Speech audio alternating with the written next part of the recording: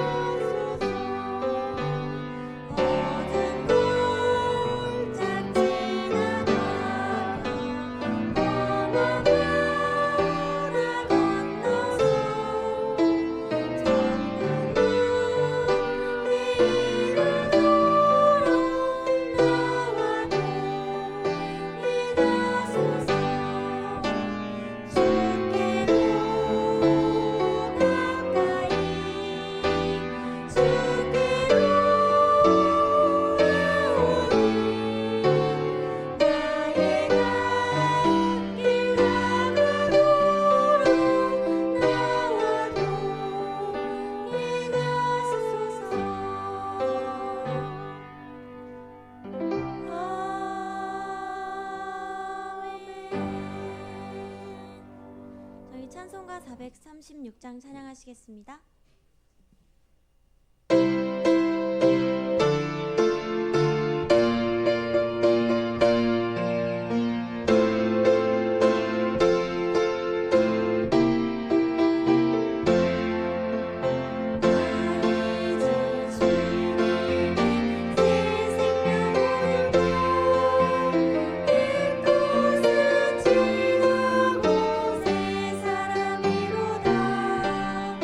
그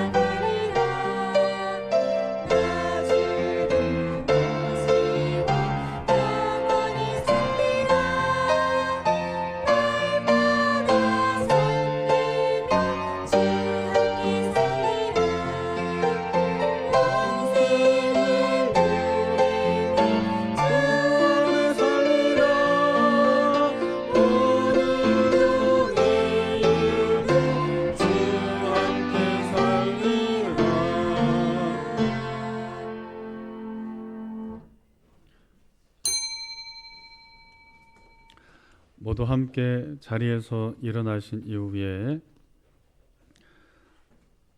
5월 가정의 달을 보내면서 우리의 마음과 중심을 하나님 앞에 드리기를 원합니다. 나는 예배자입니다.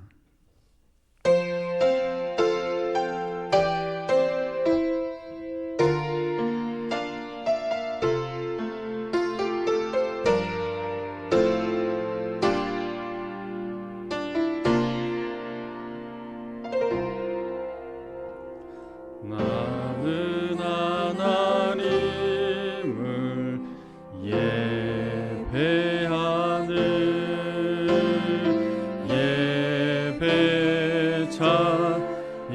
예배자입니다.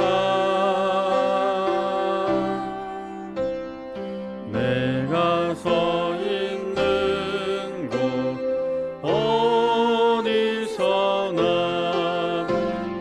하나님을 예배합니다. 내 영혼 거룩한 은혜를 향하여 내 마음 완전한 하나님 향하여 이곳에서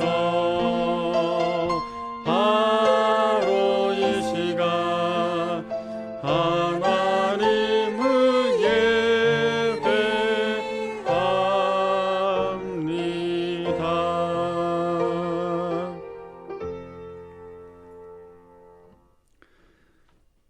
하나님이여 주의 인자하심이 어찌 그리 보배로우신지요. 사람들이 주의 날개 그늘 아래에 피하나이다. 주를 아는 자들에게 주의 인자하심을 계속 베푸시며 마음이 정직한 자에게 주의 공의를 베푸소서. 거룩하신 하나님 아버지, 택하신 백성들에게 평안과 안식을 주시려고 구별하신 주일에 성전에 나와 예배하게 하시니 감사를 드립니다.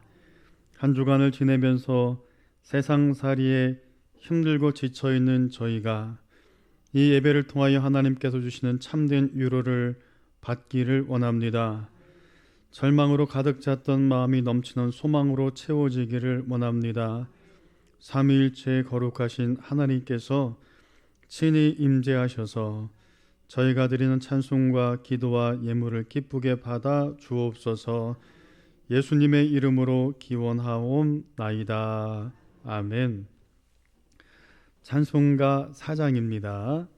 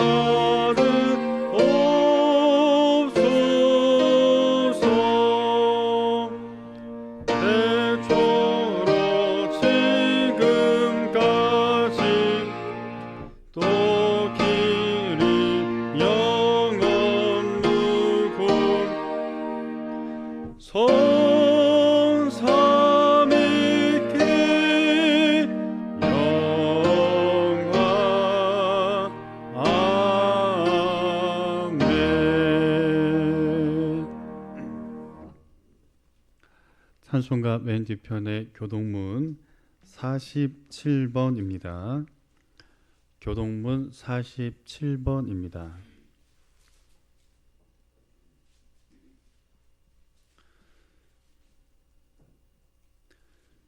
여호와께 감사하고 그의 이름을 불러 아뢰며 그가 하는 일을 만민 중에 알게 할지어다. 그에게 노래하며 그를 찬양하며 그의 모든 기이한 일들을 말할지어다. 그의 거룩한 이름을 자랑하라. 여호와를 구하는 자들은 마음이 즐거울지로다. 여호와와 그의 능력을 구할지어다. 그의 얼굴을 항상 구할지어다. 그의 종 아브라함의 후손 곧 택하신 야곱의 자손 너희는 그가 행하신 기적과 그의 이적과 그의 입의 판단을 기억할지어다. 그는 여호와 우리 하나님이시라. 그의 판단이 온 땅에 있도다. 그는 그의 언약 곧 천대에 걸쳐 명령하신 말씀을 영원히 기억하셨으니 이것은 아브라함과 맺은 언약이고 이삭에게 하신 맹세이며 야곱에게 세우신 율례 곧 이스라엘에게 하신 영원한 언약이라. 이르시기를 내가 가나안 땅을 내게 주어 너희에게 할당된 소유가 되게 하리라 하셨도다. 아멘. 이 시간 모두 함께 참회의 기도, 소망의 기도로 나아갑니다. 특별히 건강에 약함으로 기도하는 가정들을 위해서 기도해 주시기를 바랍니다. 지난번 수술을 잘 마치고 퇴원한 우리 은종여 집사님, 그리고 수술한 이후에 병상에서 회복을 하고 계신 우리 최경희 권사님, 그 외에도 건강의 문제로 기도하는 성도들의 약함들을 위해서 기도해 주시고, 또 가정의 달을 보내면서 우리 가정이 주님 안에서 회복되고 사랑으로 하나 되게 하옵소서, 자녀들을 축복하옵소서 하는 마음 갖고 더불어 함께 기도하며 나아가겠습니다. 예수께서 이르시되 나도 너를 정죄하지 아니하노니 가서 다시는 죄를 범하지 말라. 모든 인류를 구원하시려고 독생자를 세상에 보내주신 하나님 아버지, 부활하신 주님께서는 저희에게 전도의 사명을 주셨습니다. 때를 얻든지 못 얻든지 말씀을 전하라는 당부도 하셨습니다. 하지만 저희는 전도의 실천을 내일로 미루며 수많은 시간들을 보냈습니다. 간절히 기도하기는 하나님 가족 영혼 구원의 문제를 놓고 기도합니다. 부모님부터 시작하여서 하나님 자녀들 대대손손 우리 가족들, 가까운 친척들 모두 다 예수 그리스도를 우리 인생의 주인으로 고백하게 하시고 구원받는 모든 가족들 될 수 있도록 하나님께서 함께 하여 주옵소서. 특별히 가정의 달을 보내면서 가정의 하나님 모든 문제들을 주님 앞에 내어 맡기며 기도합니다. 주여 긍휼을 베풀어 주시고 회복의 은혜로 함께 하옵소서. 또한 기도하기는 병상에 있는 우리 사랑하는 성도들, 또 하나님의 은혜를 간구하며 구하는 우리 모든 가족들을 주님께서 긍휼히 여겨주셔서 그 필요를 채워주시고 이 아침에 기도하는 부르짖음 속에 함께 하여 주옵소서. 우리 모두를 사랑하시고 은혜 베푸신 하나님 앞에 감사드리며 예수님의 이름으로 이 고백의 기도를 드립니다. 아멘. 나는 전능하신 아버지 하나님, 천지의 창조주를 믿습니다. 나는 그의 유일하신 아들 우리 주 예수 그리스도를 믿습니다. 그는 성령으로 잉태되어 동정녀 마리아에게서 나시고 본디오 필라도에게 고난을 받아 십자가에 못 박혀 죽으시고 장사된 지 사흘 만에 죽은 자 가운데서 다시 살아나셨으며 하늘에 오르시어 전능하신 아버지 하나님 우편에 앉아 계시다가 거기로부터 살아있는 자와 죽은 자를 심판하러 오십니다. 나는 성령을 믿으며 거룩한 공교회와 성도의 교제와 죄를 용서받는 것과 몸의 부활과 영생을 믿습니다. 아멘. 모두 함께 자리에 앉으신 이후에 우리 찬송가 187장 찬양하겠습니다. 187장입니다.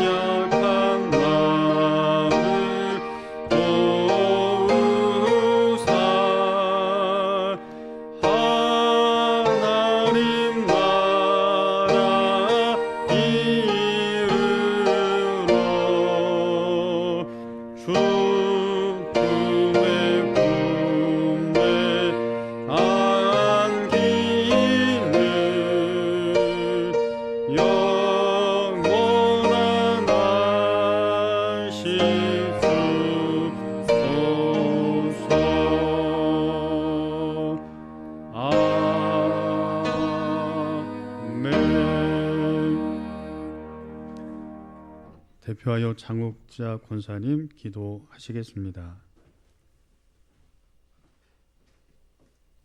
낮도 하나님의 것이요 밤도 하나님의 것입니다. 보이는 세상도 하나님의 통치 아래 있고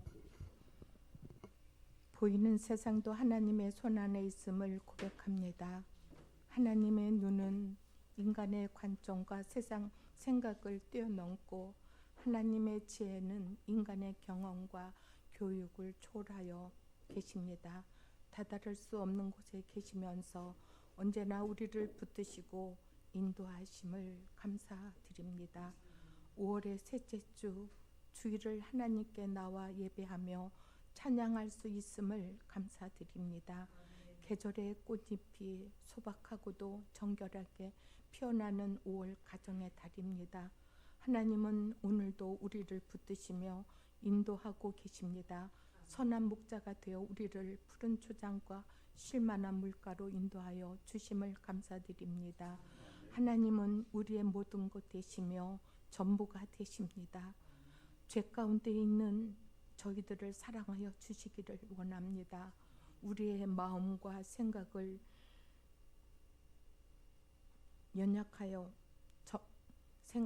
생각은 연약하여 뜻대로 살지 못할 때가 많이 있습니다.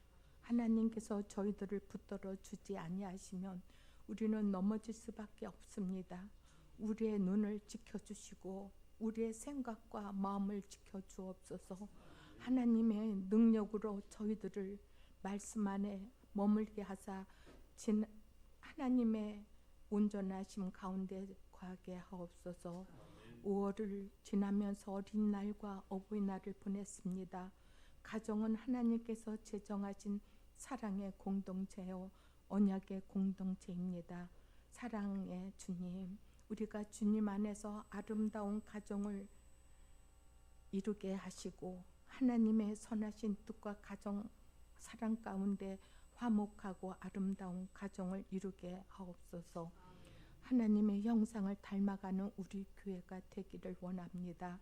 주님의 교회를 진리의 등불 삼아 세우셨으니 우리 교회가 말씀과 성령으로 충만하여 가르치는 일에 게으르지 않고 복음을 전하는 데에 부끄러움 없는 영적 공동체 되게 하여 주옵소서.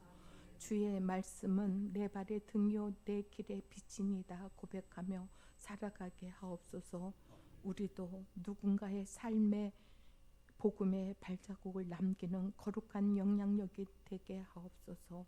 이 시간 단에 세우신 목사님 능력을 더하여 말씀을 더하시어 말씀을 듣는 모든 성도에게 성령의 감화와 감동으로 충만하게 하시며 이 예배가 하늘과 이어지는 영적 예배가 되게 하옵소서. 우리 모두가 주님의 손길 아래 배우는 제자의 심령으로 말씀 앞에 무릎 꿇게 하시고 진리 위에 굳건하게 서게 하옵소서. 저희 교회를 위해 세우신 세 분 전도사님 위에 주님께서 온전히 길이요 진리요 생명이 되어 주시옵소서. 영원토록 살아계신 하나님을 온전히 높이며 생명 되신 예수님의 이름으로 기도드리옵나이다. 아멘. 아멘.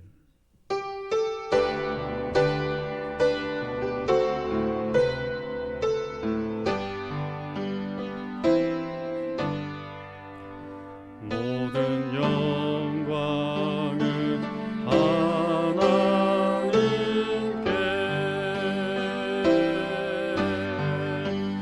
모든 영광을 하나님께,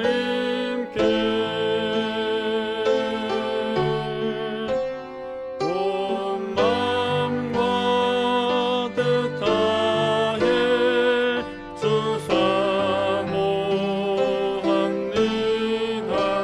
모든 영광을 하나님께.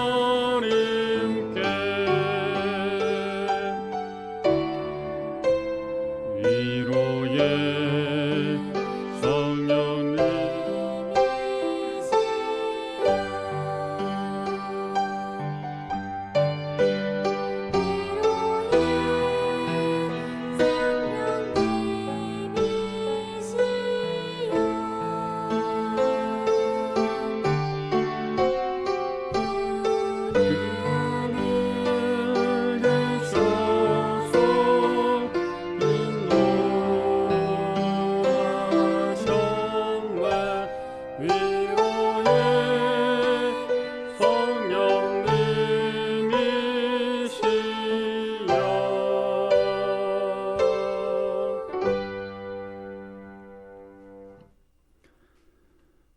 그들이 평온함으로 말미암아 기뻐하는 중에 여호와께서 그들이 바라는 항구로 인도하시는 도다. 이처럼 언제나 우리를 축복의 길로 인도하시는 약속의 하나님, 그 은혜를 확신하고 믿음으로 이 시간 예배하며 귀한 정성으로 봉헌하는 손길들을 축복하여 주옵소서. 특별히 3여전도의 헌신 예배 마치고 감사로 봉헌하는 정성의 예물들이 있습니다.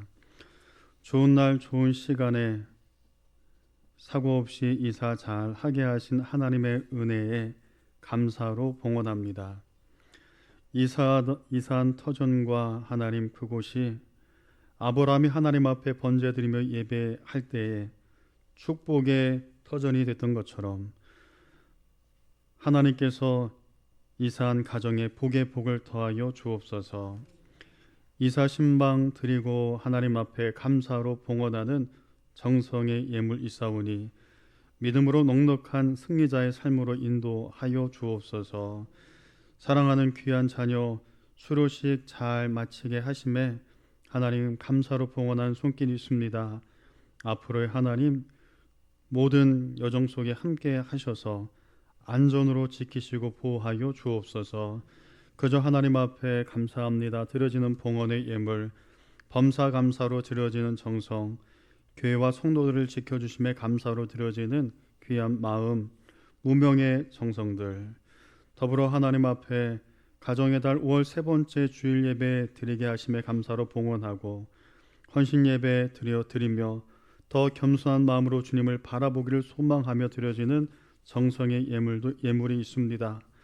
한결같이 감사 예물로 또 1,000번지의 예물로 주일 지킬 수 있도록 인도하심에 감사의 예물로 주의 도우심과 인도하심에 지켜주심에 감사로 드려지는 또 정성의 예물로 11조의 정성과 선교의 예물과 건축의 예물, 그리고 하나님 오랜 시간 먼 곳의 타지에 있다가 이제 교회 가까이와 하나님 앞에 다시 새벽 예배를 드리며 봉헌하는 정성의 예물도 있습니다. 하나님께서 함께 하셔서 하나님 영혼이 잘 되게 하시고 범사가 잘 되고 강건한 축복으로 함께 하여 주옵소서. 예수님의 이름으로 기도드립니다. 아멘.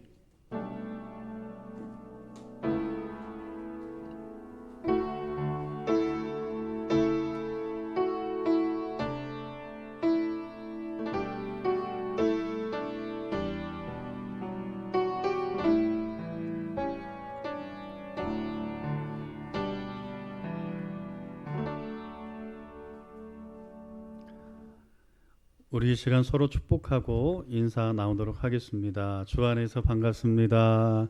네, 주님의 이름으로 사랑합니다. 주님의 이름으로 축복합니다. 네.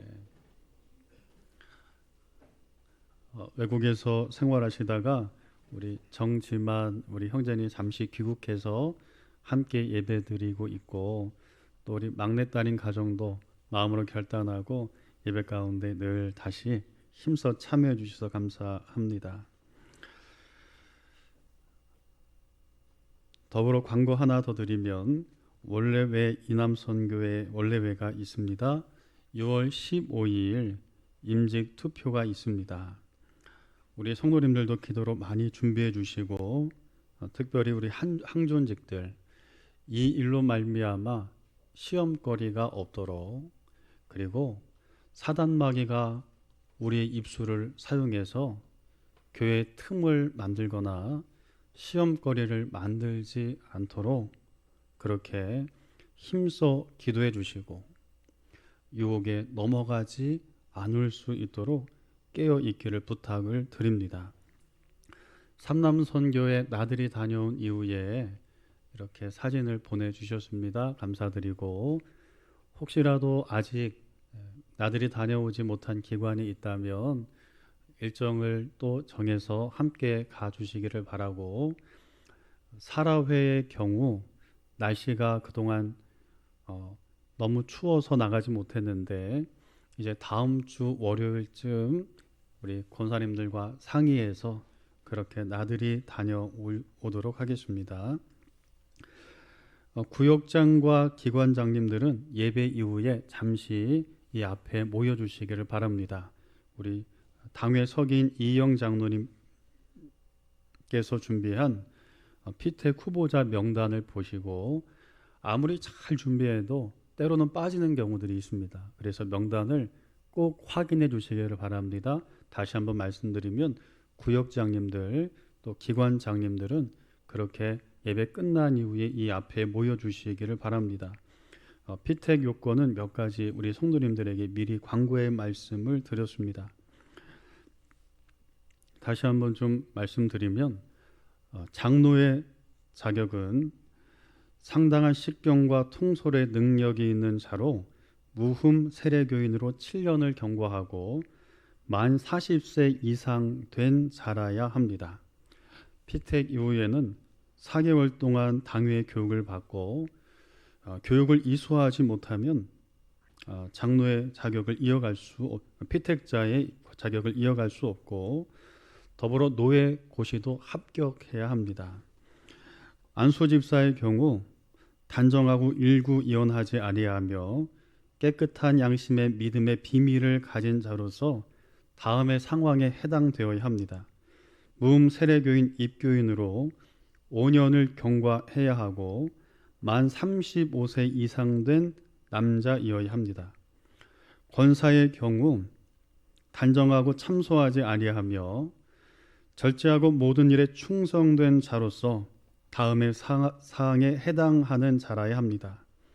첫 번째는 무음 세례교인 5년을 경과한 자 35세 이상 된 분이셔야 합니다. 안수집사 권사의 선택은 당회의 결의로 공동의회에서 투표수의 과반수로 선출하게 됩니다. 안수집사님이나 권사님 모두 노예 시험은 없지만 피택된 자 모두 3개월 이상 당회의 지도 아래 교양을 받아야 합니다. 기억해 주시고 특별히 타 교회에서 임직을 했거나 직분을 받으신 분들의 경우 그리고 세례를 받으신 경우에 한해서 우리가 만 4년 된 경거한 분들을 그렇게 함께 피택자로 세우고 있습니다. 피택자는 하나님께서 세우시는 귀한 사명입니다. 담임 목사로서 어떠한 요건을 만들어서 누구를 세우거나 또 세우고 싶은 마음은 없습니다. 부족하더라도 피택 교육을 받고 직분에 합당하게 하나님께서 세워가심을 믿으시기를 바랍니다. 혹시라도 잘 모르는 부분이 있거나 하는 경우 이제 저에게 직접 전화를 하거나 질문하기보다는 가능하면 당회 대표로 서기 장로님, 이영 장로님이 있습니다. 전화를 주셔도 좋고 직접 문의하셔도 좋고 그러면 당회 전체가 논의해서 말씀을 드리도록 하겠습니다. 이렇게 광고의 말씀 마치고 이제 이 시간 함께 나눌 말씀은 열왕기하 4장 1절에서 7절의 말씀입니다. 열왕기하 4장 1절에서 7절의 말씀.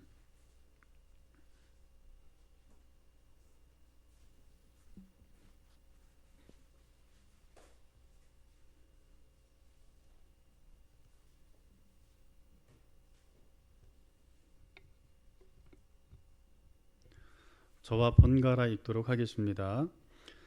선지자의 제자들의 아내 중에 한 여인이 엘리사에게 부르짖어 이르되 당신의 종 나의 남편이 이미 죽었는데 당신의 종이 여호와를 경외한 줄을 당신이 아시는 바니이다. 이제 빚준 사람이 와서 나의 두 아이를 데려가 그의 종을 삼고자 하나이다 하니 엘리사가 그에게 이르되 내가 너를 위하여 어떻게 하랴 내 집에 무엇이 있는지 내게 말하라. 그가 이르되 계집종의 집에 기름 한 그릇 외에는 아무것도 없나이다 하니 이르되 너는 밖에 나가서 모든 이웃에게 그릇을 빌리라. 빈 그릇을 빌리되 조금 빌리지 말고 너는 내 두 아들과 함께 들어가서 문을 닫고 그 모든 그릇에 기름을 부어서 차는 대로 옮겨 놓으라 하니라. 여인이 물러가서 그의 두 아들과 함께 문을 닫은 후에 그들은 그릇을 그에게로 가져오고 그는 부었더니 그릇에 다 찬지라. 여인이 아들에게 이르되 또 그릇을 내게로 가져오라 하니 아들이 이르되 다른 그릇이 없나이다 하니 기름이 곧 그쳤더라. 7절의 말씀을 합독하겠습니다. 그 여인이 하나님의 사람에게 나아가서 말하니 그가 이르되 너는 가서 기름을 팔아 빚을 갚고 남은 것으로 너와 내 두 아들이 생활하라 하였더라. 아멘. 오늘 이 시간에는 채움이라는 제목으로 이제 함께 말씀의 은혜를 나누고자 합니다. 바다 물고기 중에 밴댕이라는 물고기가 있습니다. 크지 않고 자그마한 물고기입니다. 크기는 보통 손바닥만한 크기 10cm 내외입니다. 이 밴댕이는 성격이 매우 급하고 잡히면 스트레스로 일찍 죽습니다. 이렇게 성격이 급한 밴댕이의 내장을 갈라보면 아주 손톱만큼 작습니다. 그래서 이 밴댕이의 내장을 소갈머리 혹은 소갈딱지라고 합니다. 사울 왕은 밴댕이 소갈머리와 같이 마음이 좁은 사람이었습니다.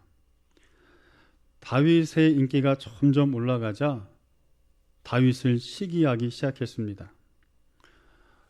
왕은 시기한 정도가 아니라 다윗을 아예 죽여버리려고 쫓아다닙니다.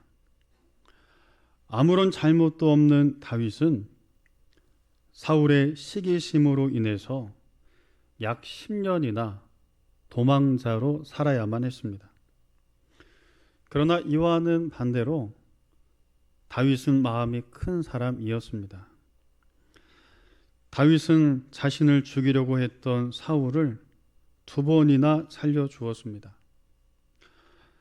또 다윗이 아둘람 동굴에 혼자 피신해 있을 때 환난당한 자와 빚진 자 모든 자들이 다윗을 찾아오자 오히려 그들이 자신의 인생의 짐이 될 것을 알면서도 그들을 큰 마음으로 받아들이게 됩니다. 또 한 번은 이런 일이 있었습니다. 다윗은 사울에게 쫓기는 신세임에도 불구하고 그일라 사람들을 구해 주었습니다. 그런데 그들이 다윗을 배신하고 사울의 편에 섰습니다. 하지만 다윗은 아무런 말도 하지 않고 조용히 그들을 떠납니다.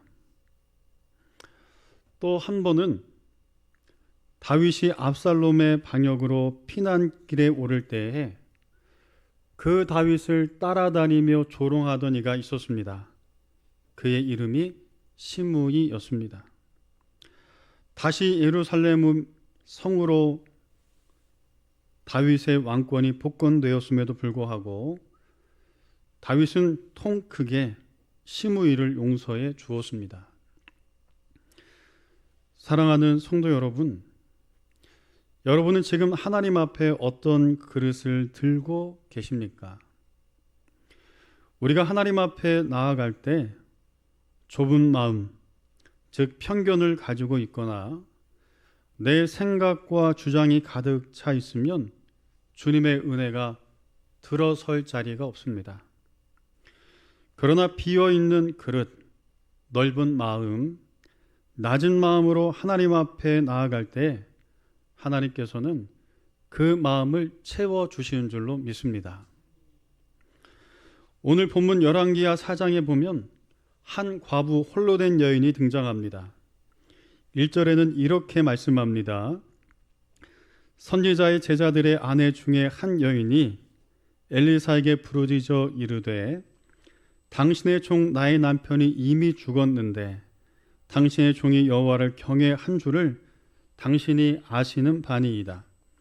이제 빚준 사람이 와서 나의 두 아이를 데려가 그의 종을 삼고자 하나이다 하니, 그녀는 선지자의 아내였습니다. 남편이 죽고 남긴 것은 그저 빚뿐이었습니다. 빚쟁이는 두 아들을 종으로 데려가려고 했습니다. 이 절망의 상황에서 홀로 된 여인은 엘리사 선지자를 찾아갑니다.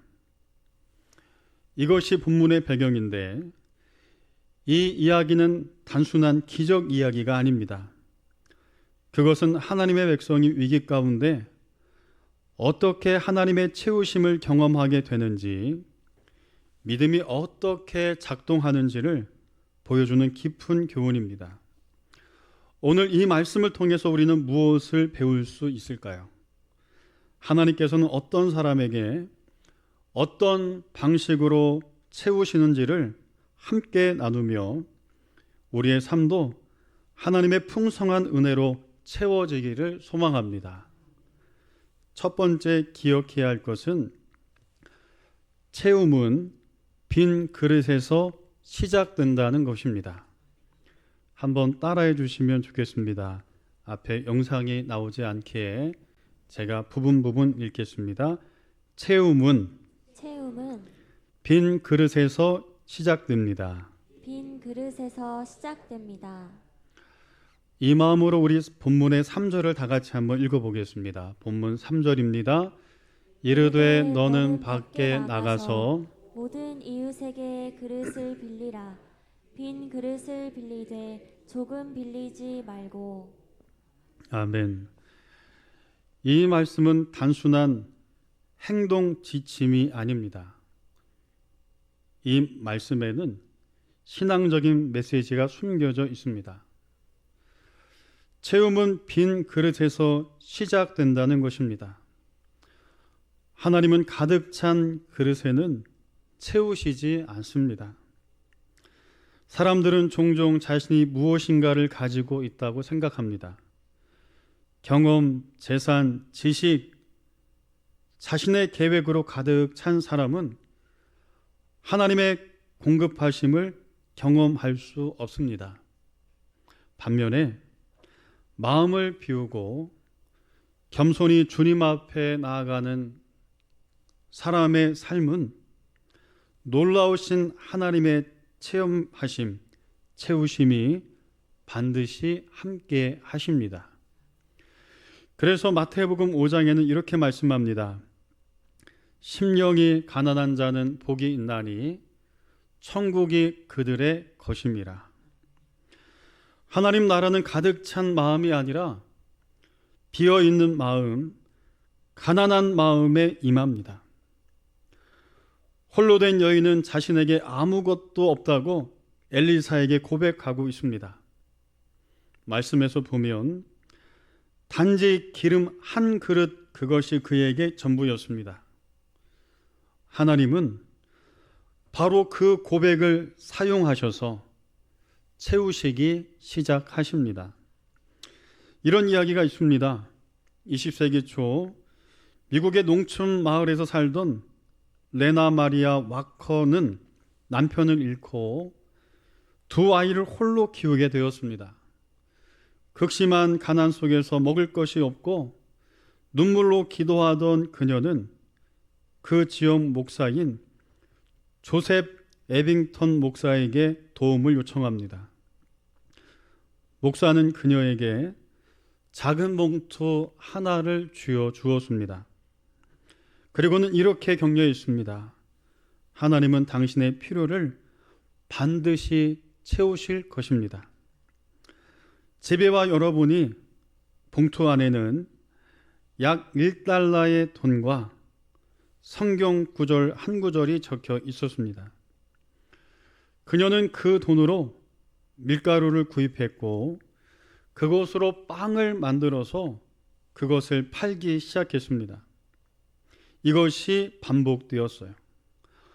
어느덧 그 작은 시작은 그녀를 지역에서 가장 유명한 유능한 제빵사로 만들었습니다. 그녀는 평생 그 하나님의 은혜를, 그 시작을 기억하며 홀로 된 여인들, 그리고 고아를 돕는 일에 헌신했습니다. 나는 아무것도 없다고 생각했지만 하나님은 그때부터 채우시기 시작하셨다. 이것이 바로 그녀의 회고의 고백입니다.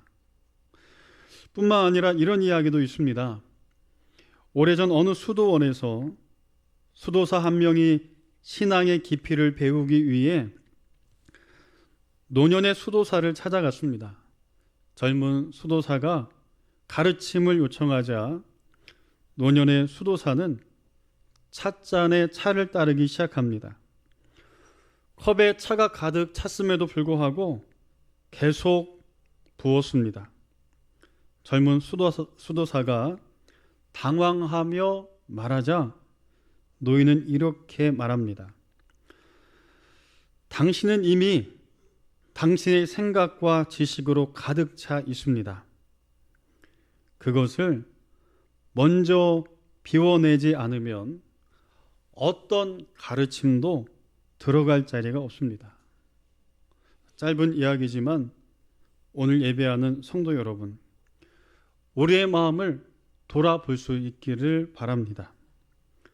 혹시 내가 붙들고 있는 고집, 교만, 계획이 하나님의 은혜가 들어오지 못하게 막고 있는지를 살펴보아야 합니다. 하나님은 지금도 빈 마음을 기다리고 계십니다.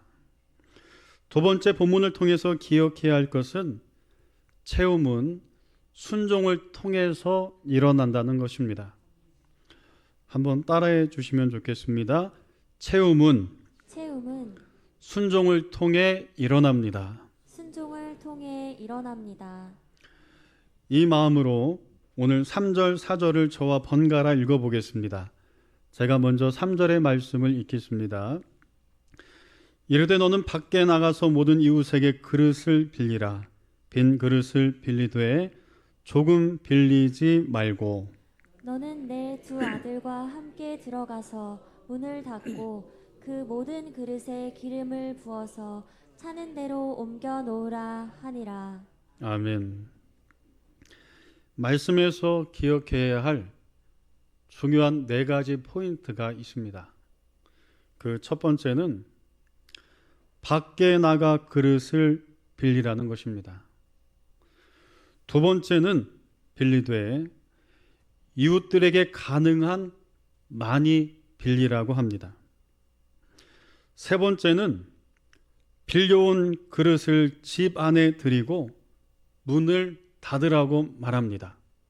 즉 이 말은 집중하라는 것입니다.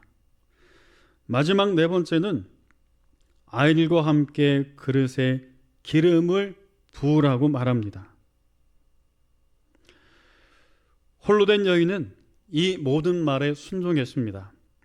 하나도 빠짐없이 순종했습니다. 이 순종이 바로 기적을 일으키는 열쇠가 되었습니다. 신앙생활에서 매우 중요한 것은 순종의 때입니다. 말씀을 듣고 깨달았다면, 또 기도했다면 그 다음에는 행동이 따라야 합니다. 아무리 많이 배워도 순종하지 않으면 아무 일도 일어나지 않습니다. 필리핀 파라나이 섬의 작은 어촌 마을에서 태어난 존 마르코스라는 사람은 대학에서 신학을 공부하던 중 하나님의 부르심을 받아 선교사로 헌신하게 되었습니다. 그러나 모든 가족들이 반대했습니다. 그를 후원할 후원자도 없었습니다. 그는 하나님의 인도하심을 믿고 파라나이 섬 산간 마을로 들어갔습니다. 그곳에서 그는 어린아이들에게 글을 가르치고 복음을 전했습니다. 그의 섬김을 통해 3년 만에 마을의 절반 이상이 복음을 받아들이고 교회가 세워졌습니다. 그는 이렇게 말합니다. 순종은 계산이 아닌 믿음의 선택이었습니다. 하나님은 순종 위에 반드시 역사하십니다. 홀로 된 여인은 모든 것을 걸고 순종했습니다. 이웃들에게 창피를 무릅쓰고 그릇도 빌렸습니다. 아들들과 함께 문을 닫고 기름을 붓는 행위는 비이성적으로 보일 수 있었지만 그녀는 전적으로 하나님 말씀 앞에 순종했습니다. 이 순종이 기적을 만들어 간 줄로 믿습니다. 예배하는 사랑하는 성도 여러분, 때로는 이해할 수 없는 하나님의 음성이 들릴 때가 있습니다. 아무리 기도하고 생각해 보아도 순종하기 어려운 순간들이 있습니다. 아브라함의 모리아 산의 순간들처럼 그렇게 우리를 하나님께서 몰아넣으실 때가 있습니다. 그 순간 앞에 선다 할지라도 오늘 홀로 된 여인처럼 전적으로 하나님 앞에 순종하는 성도들이 될 수 있기를 소망합니다. 그 순종 앞에 하나님께서 채우셔서 기적을 이루어 가 주실 줄로 믿습니다. 마지막 세 번째는 하나님은 믿음의 분량만큼 채우신다는 것입니다. 한번 따라하겠습니다. 하나님은 믿음의 분량만큼 채우십니다. 믿음의 분량만큼 채우십니다. 아멘. 기름이 언제 멈추었을까? 6절 말씀인데 우리 6절 본문의 말씀을 다 같이 읽도록 하겠습니다. 그릇에 다 찬지라. 여인이 아들에게 이르되 또 그릇을 내게로 가져오라 하니 아들이 이르되 다른 그릇이 없나이다 하니 기름이 곧 그쳤더라. 아멘. 말씀에서 보면 다른 그릇이 없나이다 하니 기름이 곧 그쳤더라. 하나님은 무한히 부으실 수 있는 분입니다. 그러나 그릇이 없었기에 기름도 그쳤습니다.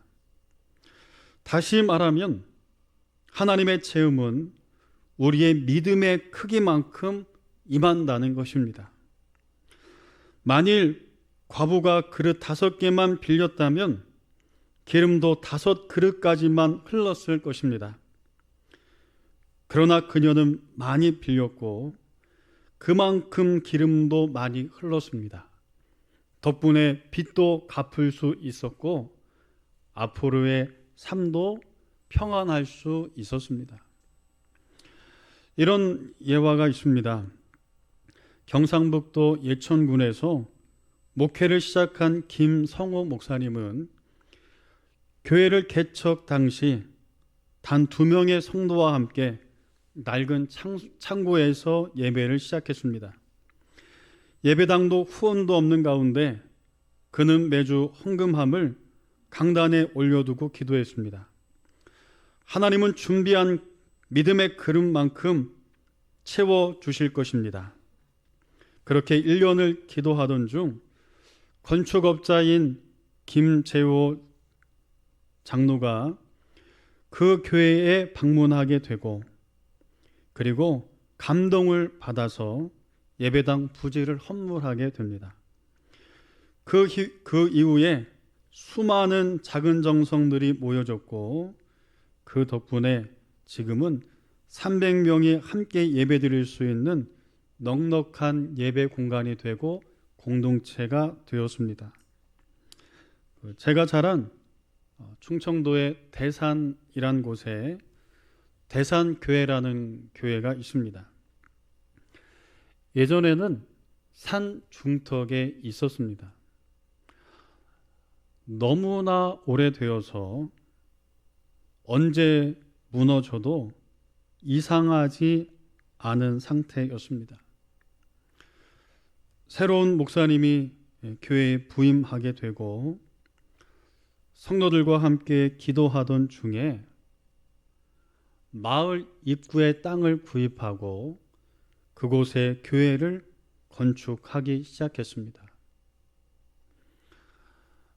누가 보아도 불가능한 일입니다.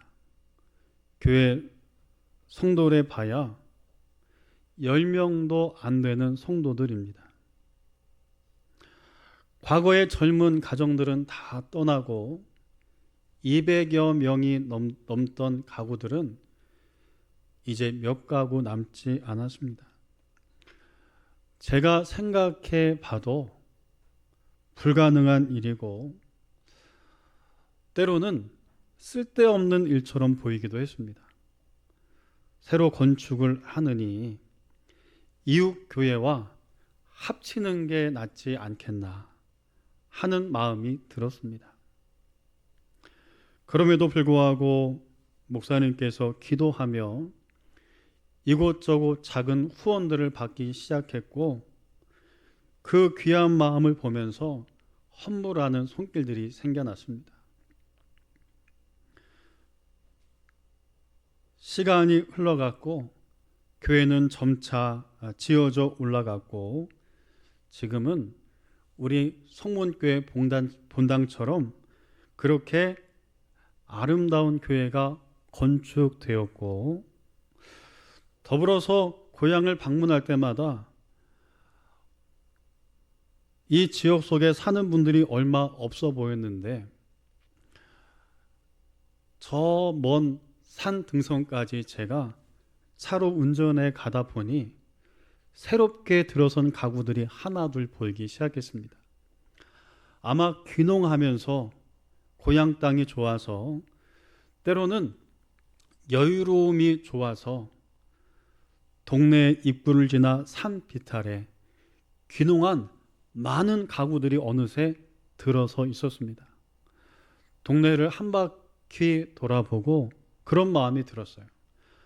이 귀농한 분들이 교회에 나오기만 한다면, 이분들이 전도만 된다면 얼마든지 자립하는 교회가 될 수 있겠구나 하는 생각으로 교회를 방문하고 목사님을 만나고 선교 헌금을 전달하고 그렇게 마음으로 기도하게 됩니다.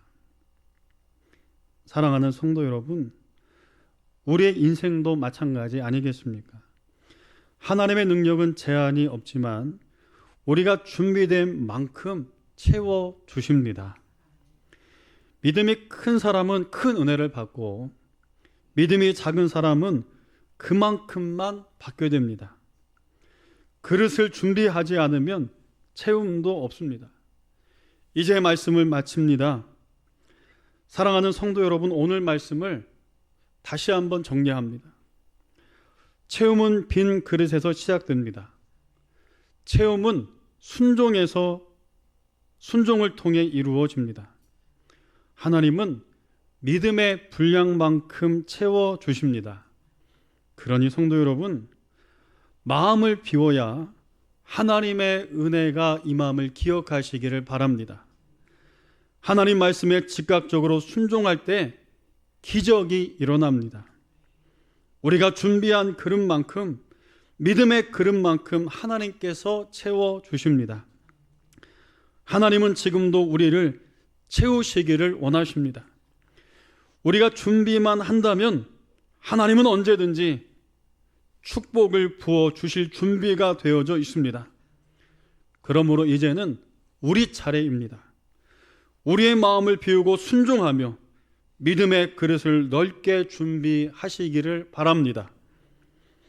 그리고 그 안에 하나님이 부으시는 은혜, 축복, 회복, 사랑, 평강으로 충만하게 채워지시기를 주님의 이름으로 축원합니다. 기도하겠습니다.